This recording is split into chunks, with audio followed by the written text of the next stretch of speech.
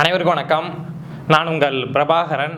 தூத்துக்குடி பக்கத்தில் விளாத்திக்குளம் பக்கத்தில் ஒரு கிராமத்தில் நடந்த சம்பவம், அதை பற்றி தான் ஒட்டுமொத்த தமிழ்நாடும் நேத்திலேருந்து பேசிகிட்டு இருக்கோம்.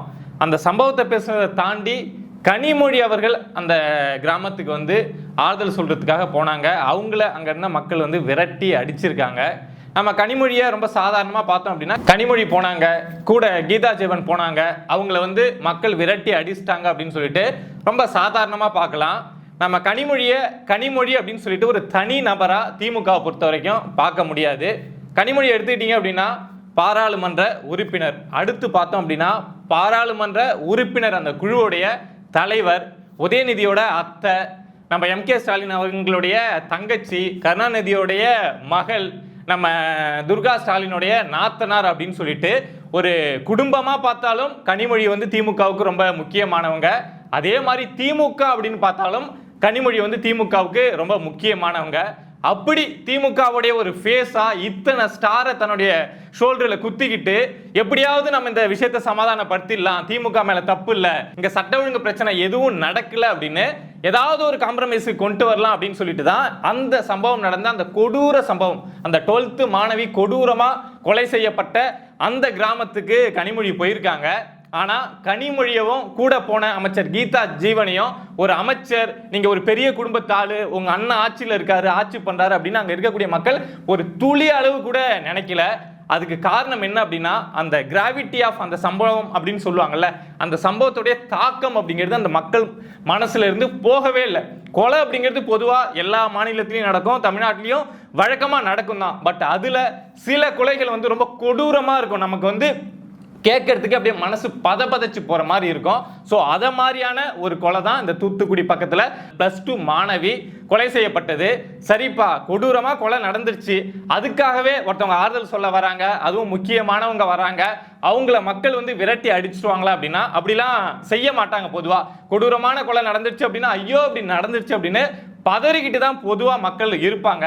ஆனா இந்த சம்பவத்துல மக்கள் இப்படி ரியாக்ட் பண்றதுக்கு ஒரு முக்கிய காரணமா என்ன சொல்றாங்க அப்படின்னா, காவல்துறை நினைச்சிருந்தா இந்த பொண்ணுடைய மரணத்தை தடுத்து இருக்கலாம். காவல்துறை அலட்சியம் காட்டினதுனால தான் இந்த மாணவி இறந்து போயிட்டாங்க அப்படிங்கிறது தான் அந்த மாணவியோட அப்பா அம்மா, அந்த குடும்பம், அந்த ஊர் மக்கள் எல்லாருமே சொல்லக்கூடியது. காவலர்கள் ரொம்ப அலட்சியமா இருந்துட்டாங்க, எங்கேயாவது ஓடி போயிருப்பா, அந்த அப்பா அம்மா போயிட்டு ஸ்டேஷன்ல கம்ப்ளைண்ட் கொடுக்குறப்போ உங்க பொண்ணு எங்கேயாவது ஓடி போயிருப்பாங்க, போயிட்டு தேடி பாருங்க அப்படின்னு சொல்ற அளவுக்கு காவலர்கள் ரொம்ப அலட்சியம் காட்டியிருக்காங்க. அந்த அலட்சியத்தோட வெளிப்பாடு தான் கனிமொழி இந்த இடத்துக்கு போயிட்டு அங்க இருந்த மக்கள் இவங்களை விரட்டி அடிச்சது. நமக்கு இன்னொரு செய்தியும் கிடைக்குது. என்ன அப்படின்னா, கனிமொழி அங்க போனாங்கல்ல, அதுக்கு பின்னாடியும் அரசியல் காரணம் இருக்கு அப்படின்னு சொல்றாங்க.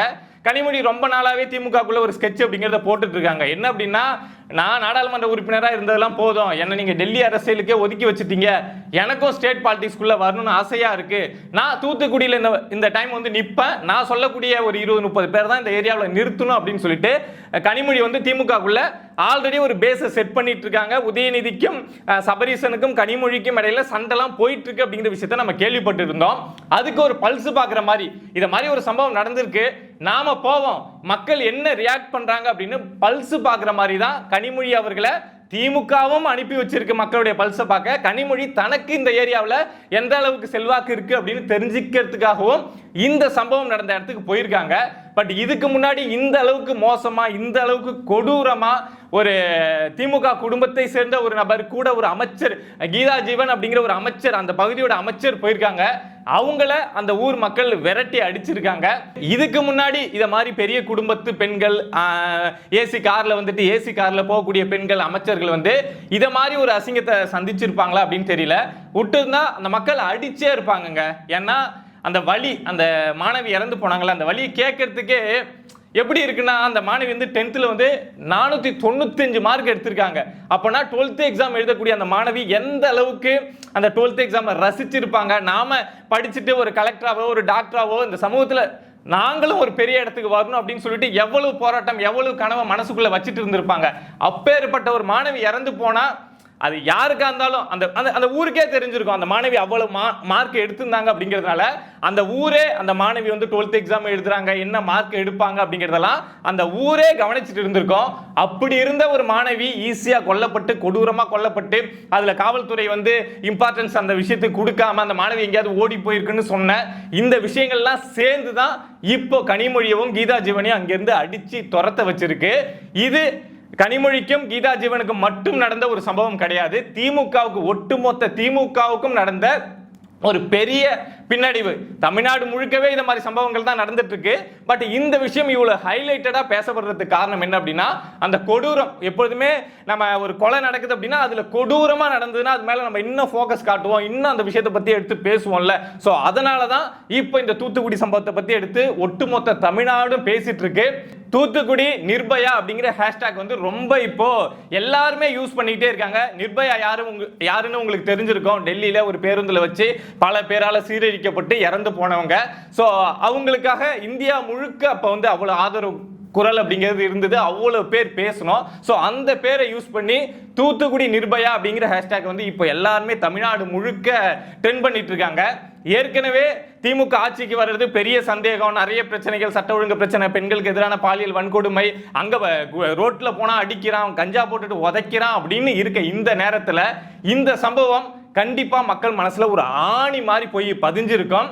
நம்ம மக்கள் வந்து கொஞ்ச நாளைக்கு முன்னாடி ஒரு 6 மாசம் 4 மாசம் 5 மாசத்துக்கு முன்னாடி ஒரு சம்பவம் நடக்குதுன்னா கூட மறந்துடுவாங்க. கடைசி நேரத்தில் வந்து இவங்க காட்டக்கூடிய ஏதாவது வித்தைகளுக்கு அடிபணிஞ்சு போயிடுவாங்க, மறந்துடுவாங்க.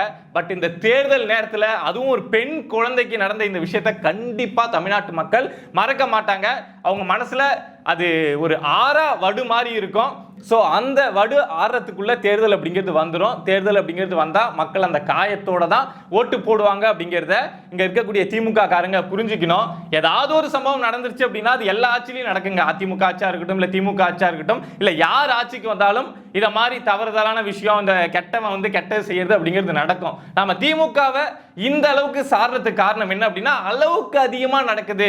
ஏங்க ஒரு வாரத்துக்கு ஒரு செய்தி, இல்லை மாசத்துக்கு ஒரு செய்தி வந்து ஒரு கொலை நடந்துருச்சு, இல்லை ஒரு சிறுமிக்கெல்லாம் நடக்கவே கூடாது, அது எந்த ஆட்சியா இருந்தாலும் ஒரு கொலை நடந்துருச்சு ஒரு மாசத்துக்கு ஒண்ணு அப்படின்னா பரவாயில்ல. ஒரு நாளைக்கு காலையில ஒரு நியூஸை பார்த்து ஷாக் ஆகி நம்ம முடிக்கிறதுக்குள்ள சாயங்காலம் பார்த்தா அதை விட ஒரு பெரிய விஷயம் வருது.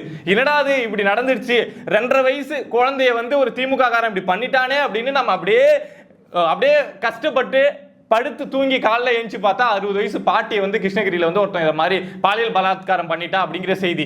என்னடா அது 2.5 வயசு குழந்தை நேர்த்தி படிச்சா இன்னைக்கு 60 வயசு பாட்டின்னு படிக்கிறோமே அப்படின்னு இருந்தா, அடுத்து பார்த்தோம் அப்படின்னா 14 வயசு பெண்ணை வந்து மதுராந்தகத்தில் வச்சு கற்பழிச்சிட்டான், சென்னை ஓட்டேரியில ஒரு சிறுமியை வந்து கற்பழிச்சிட்டான் அப்படின்னு தொடர்ச்சியா இந்த மாதிரி சம்பவங்கள் கேட்கிறப்போ எதுவோ சட்ட ஒழுங்கு பிரச்சனையில பெரிய ஓட்டம் இருக்கு. நிர்வாகத்திறன் சரியா இல்லாதனால, காவல்துறை சரியா தன்னுடைய வேலையை செய்யாததுனால, போதைகள் அதிகமானதுனால தமிழ்நாட்டில் சட்ட ஒழுங்கு பிரச்சனை அதிகமாகுது, பெண்களுக்கு எதிரான குற்றங்கள் அதிகமாகுது. கஞ்சா போட்டவன் திமிரா போறான், ரோட்ல வந்து கஞ்சானா என்னன்னு தெரியாத, சரக்குனா என்னன்னு தெரியாதவன் கையை கட்டிட்டு போறான், கஞ்சா போட்டவன் திமிரா கையில வந்து கத்தி எடுத்துட்டு போறான் அப்படின்னா அதுக்கு முழுக்க காரணம் தமிழ்நாட்டில் நடந்துட்டு இருக்க ஆட்சி, இந்த நிர்வாக திறனற்ற ஆட்சி. அதுக்கு இந்த மக்களாகிய நாம் தான், நான் வந்து இந்த கட்சிக்கு ஓட்டு போடுங்க, இந்த கட்சிக்கு ஓட்டு போடுங்க அப்படின்லாம் சொல்ல, லாஜிக்கா யோசிச்சு பார்க்கணும்ல. இந்த கட்சிக்கு ஓட்டு போட்டா இந்த கட்சி வந்து வெற்றி பெற்று ஆட்சிக்கு வருவதற்கான வாய்ப்பு உண்டு. இவங்க வந்தாங்கன்னா ஓரளவுக்கு தமிழ்நாட்டில் ஒரு சட்ட ஒழுங்கு பிரச்சனை இருக்காது, பெண்களுக்கு அந்த அளவுக்கு பாதிப்பு இருக்காது அப்படின்னு உங்களுக்கு சில பேரை தோணும்ல. அவங்கள கணிச்சு அந்த ஓட்டு அப்படிங்கிறத போடுங்க. இன்னொரு முறை திமுக அப்படிங்கிறத நம்ம யோசிச்சு பார்த்தோம் அப்படின்னா நம்மளுடைய குழந்தைங்க, அதுவும் குறிப்பா பெண் குழந்தைங்களுடைய எதிர்காலத்தை நம்ம யோசிச்சே பார்க்க முடியாத ஒரு சூழலுக்கு தள்ளப்பட்டுருவோம். தொடர்ந்து பேசுவோம். இதை மாதிரி நம்மளை சுற்றி நடக்கக்கூடிய விஷயங்களை நீங்க தெரிஞ்சுக்கணும் அப்படின்னு நினைச்சீங்கன்னா மறக்காம பிரபா டாக் சேனலை சப்ஸ்கிரைப் பண்ணி சப்போர்ட் பண்ணுங்க. நன்றி.